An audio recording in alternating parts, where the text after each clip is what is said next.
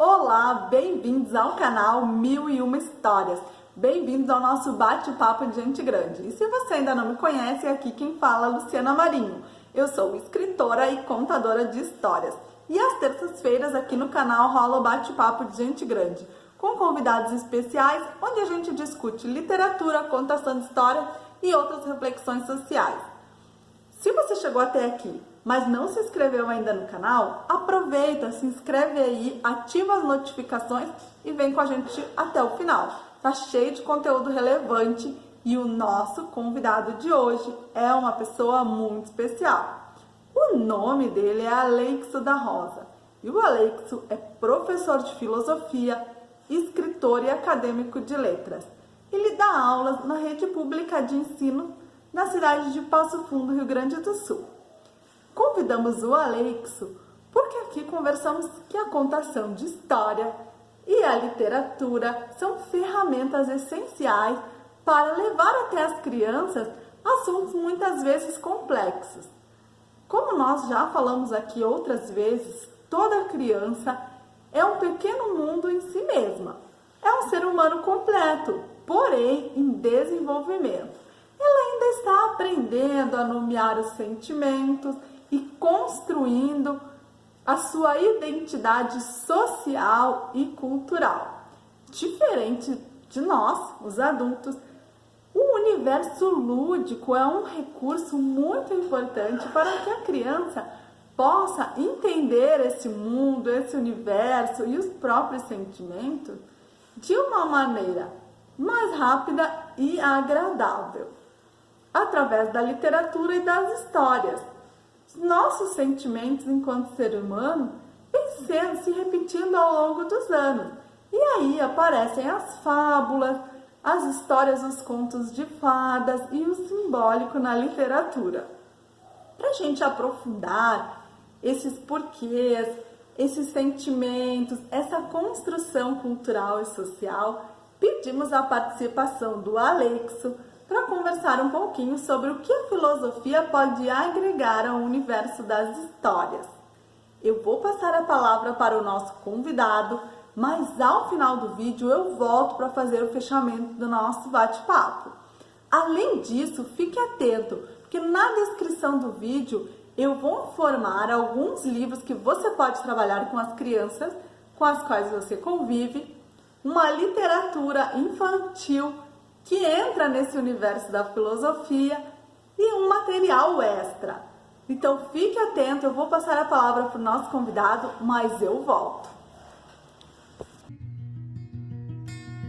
Olá pessoal, meu nome é Aleixo da Rosa, sou professor de filosofia e escritor e estou gravando esse vídeo a convite da escritora Luciana Marinho para falar com vocês a respeito da relação entre a filosofia e a infância.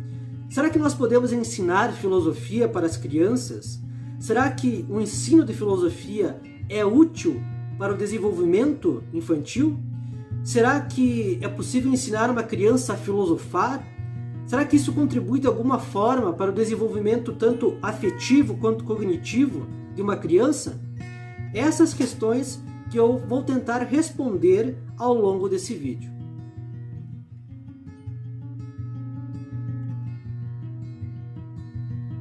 A filosofia é uma área do conhecimento que tem mais de 2000 anos. E o patrono da filosofia é Sócrates.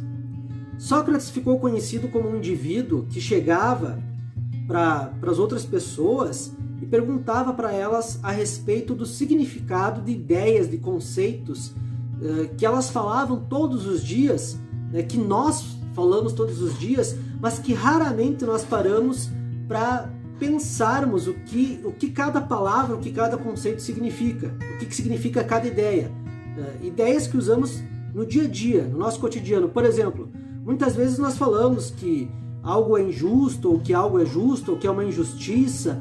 Então Sócrates se perguntaria, mas o que é uma injustiça? O que é ser justo? Ou melhor dizendo, o que é a justiça?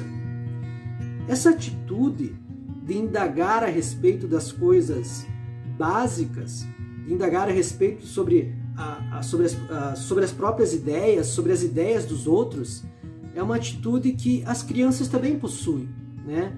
as crianças elas são conhecidas por serem bastante questionadoras. Quem trabalha cuidando de crianças ou quem tem filhos sabe que de vez em quando as crianças elas saem com perguntas que surpreendem muitas vezes os adultos. Perguntas sobre coisas que vivenciamos todos os dias, mas que raramente nós costumamos nos perguntar sobre aquilo.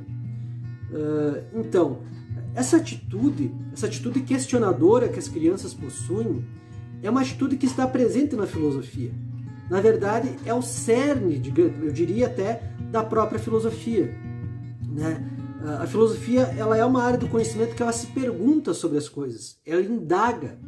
Não basta falar sobre felicidade. Estou feliz, não estou feliz. Tá, mas o que é a felicidade? É assim que Aristóteles, por exemplo, há mais de 2000 anos, escreveu um tratado chamado Ética Nicômaco, falando também sobre essa questão da felicidade. Todos falam sobre o que é a felicidade, mas o que é a felicidade? O que significa estar feliz? E as crianças elas têm muitas vezes essa atitude de se questionar. Por exemplo, crianças que se perguntam, uma pergunta que eu ouvi uma vez, mas para onde é que vai a luz quando se apaga ela? Parece uma pergunta inocente, mas na verdade ela é uma pergunta muito difícil de responder. Ou a clássica pergunta, mas por que o céu é azul? Quer dizer, mas por quê? É uma pergunta, o céu é azul porque é azul, mas por que é azul? Então, essa atitude de questionamento é algo que as crianças têm em comum, inclusive com os grandes filósofos. O que a filosofia pode fazer?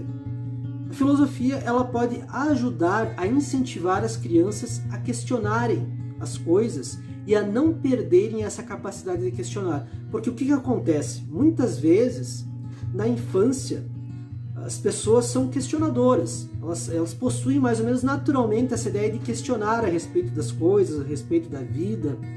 Conforme elas vão crescendo, chegando mais próximas da puberdade, essa atitude questionadora vai sendo deixada de lado.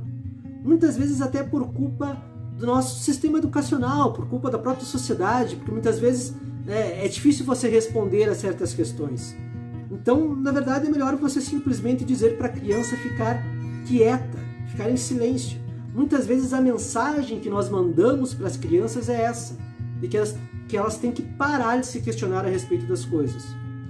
A filosofia, na infância, ela faz exatamente o contrário. Ela é uma tentativa, um estímulo para que as crianças questionem cada vez mais e melhor. Então, nesse sentido, a utilidade da filosofia está justamente, uma das utilidades, pelo menos, está justamente nisso, em fazer com que essa atitude filosófica, essa atitude questionadora das crianças não se apague ao longo do desenvolvimento infantil, mas que ele se mantenha, inclusive, e que melhore com o passar do tempo. Para que essas crianças, quando se tornarem adultas, se tornem adultos mais conscientes de si e do mundo e que não deixem de lado essa atitude questionadora, que é algo básico de todo ser humano maduro, digamos assim. É algo extremamente importante em uma sociedade, por exemplo, que se preze democrática. É algo extremamente importante para a nossa vida.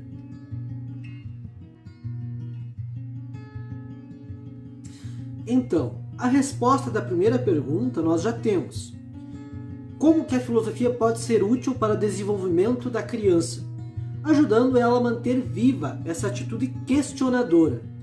Agora, é importante que nós façamos uma distinção entre a filosofia enquanto história da filosofia e a filosofia enquanto filosofar, enquanto atitude filosófica. A filosofia, como eu já disse, é um conhecimento que remonta a mais de 2000 anos. Ao longo de sua história, nós temos centenas de filósofos, centenas de pensadores, uns questionando os outros, uns inclusive se batendo com os outros, na mais pura acepção da palavra, e ao mesmo tempo, as perguntas que a filosofia tenta responder no início de sua história até hoje são praticamente as mesmas. Mas por que isso? Porque a filosofia ela trabalha com perguntas e respostas. Ela não trabalha, por exemplo, com perguntas e soluções, como a ciência muitas vezes faz. Você tem um problema com a saúde, por exemplo, na saúde, por exemplo, esses tempos atrás nós tivemos um problema com o vírus Ebola. É um problema. A solução seria encontrar uma cura, uma vacina para o vírus Ebola. Foi encontrado.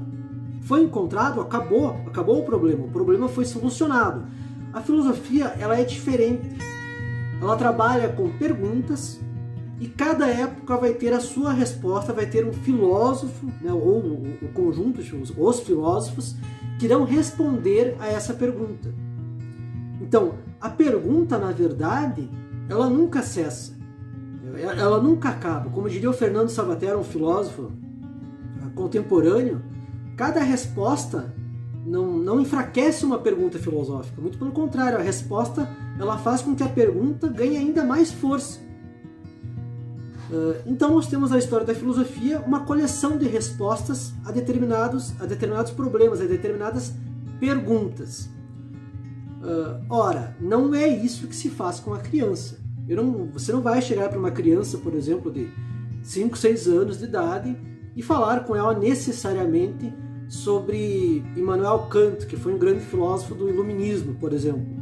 Você não vai falar com ela a respeito de a República de Platão, que trata justamente sobre a questão do conceito de justiça e sobre como ordenar uma sociedade, né, uma sociedade ideal.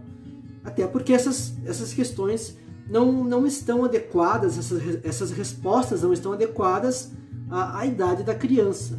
Então como é que se faz filosofia para a criança? Se faz filosofia para a criança principalmente a partir do filosofar. O que é filosofar?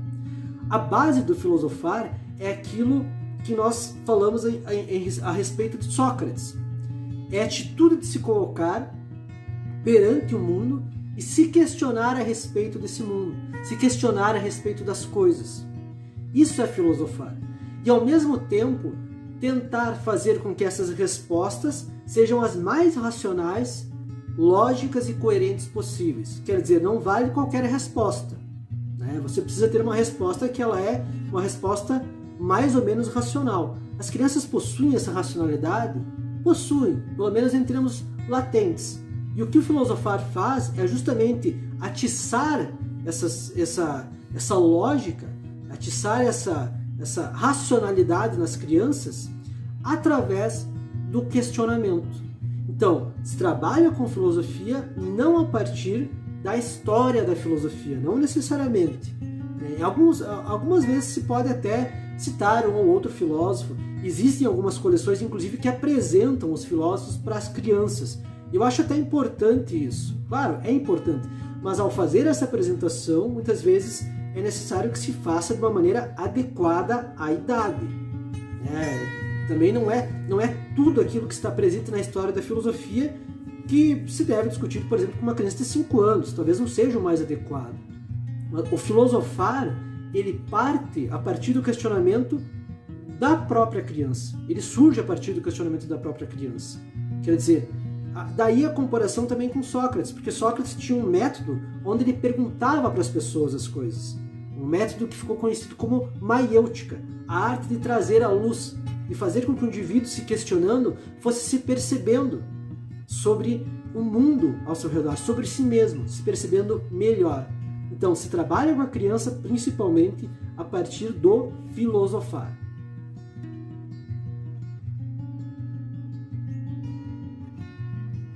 Mas então, se o cerne da filosofia com as crianças é o filosofar, a partir do que se faz esse filosofar? Bom, uma das práticas muito interessantes de se fazer esse filosofar é através da contação de histórias, através da literatura. A literatura está cheia de obras de fácil acesso, porque a literatura, entre as formas de arte consolidadas, a literatura é uma das artes mais fáceis, né, de se ter acesso. Nós temos bibliotecas, quem não pode comprar livro pode frequentar bibliotecas. Aqui em Passo Fundo, por exemplo, nós temos várias bibliotecas. Então você pode fazer o filosofar a partir das histórias. Você pode, a partir das histórias, traçar questionamentos para as crianças. Porque o importante nesse primeiro momento é justamente você ensinar elas a questionarem sobre as coisas, a se perguntarem sobre as coisas. Muito do nosso ensino tanto enquanto professores, enquanto pais, está ligado à questão de dizer para a criança que as coisas são assim, são assado. Claro, isso é importante, isso é importantíssimo. Mas, ao mesmo tempo que isso tem um lado positivo, isso tem o seu lado negativo, que é o de, muitas vezes, acabar amordaçando a criança, fazendo com que ela, como já foi dito, pare de se questionar. Ensinando a criança a repetir respostas prontas, ao invés de construir seus próprios raciocínios. A partir da literatura, nós temos uma ferramenta excelente para nos questionarmos e questionarmos a criança a respeito de coisas que acontecem, por exemplo, numa história. Um dos exemplos que eu trago aqui a respeito do qual se praticar esse filosofar por meio, partindo da literatura, é o livro da própria autora, Luciana, Procura Encrenca, que ele já é um livro formatado para crianças pequenas e que possibilita o questionar a respeito das atitudes das crianças. Isso, por si só, já é uma atitude filosófica. E o mais importante nessa idade é justamente manter essa atitude e fazer com que essa atitude ela ganhe envergadura com o passar do tempo. É fortalecer essa atitude nas crianças. Esse livro, por exemplo, ele possui um questionário no final dele, questionando a criança a respeito dos seus próprios comportamentos, das suas próprias atitudes. Isso também é importante. Não só se questionar sobre si, mas também questionar a respeito do mundo, das coisas. E nunca dizer para a criança, isso é assim mesmo, porque tem que ser, porque... Não, se você não sabe, é interessante dizer que você não sabe. Não é necessariamente um problema admitir que você não sabe das coisas.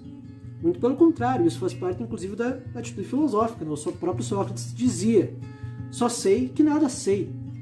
E por isso ele foi considerado um sábio na Grécia Antiga.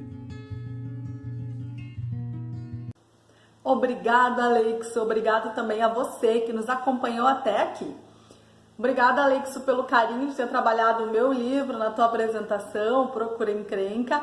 E vamos deixar também na descrição do vídeo, para você que nos acompanhou até aqui, outros livros, outras ideias de literatura para ser trabalhada em sala de aula e também na sua casa, para que a gente continue ampliando esse movimento, questionador que o Aleixo comentou, das crianças, quem sabe aplicando na nossa própria vida de adultos. Trazendo isso lá da infância, os porquês da infância para o nosso dia a dia.